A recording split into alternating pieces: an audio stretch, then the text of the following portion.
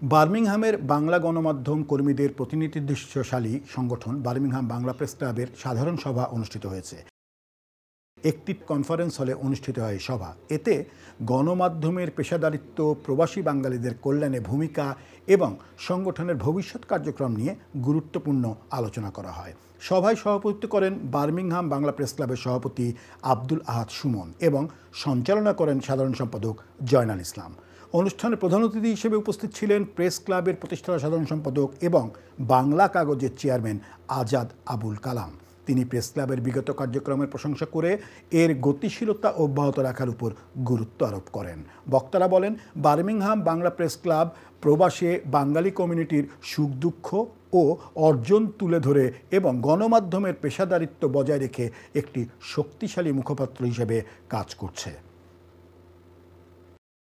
Bangla press club আয়োজিত আজকের এই সভায় যে বার্মিংহাম থেকে বাংলাদেশ বিমান চালু করার দাবি, এই যে উদ্যোগটা বার্মিংহাম বাংলা প্রেস ক্লাবের কর্মকর্তারা নিয়েছেন, এই জন্য এটাকে আমরা সাধুবাদ জানাই। কয়েকটি গুরুত্বপূর্ণ সিদ্ধান্ত গ্রহণ করা হয়েছে। এর মধ্যে একটি অন্যতম হলো সংবাদ কর্মীদের জন্য একটি কর্মশালার ব্যবস্থা করা, যেখান থেকে অনেকদিন অভিজ্ঞতা সঞ্চয় করা সহজ হবে।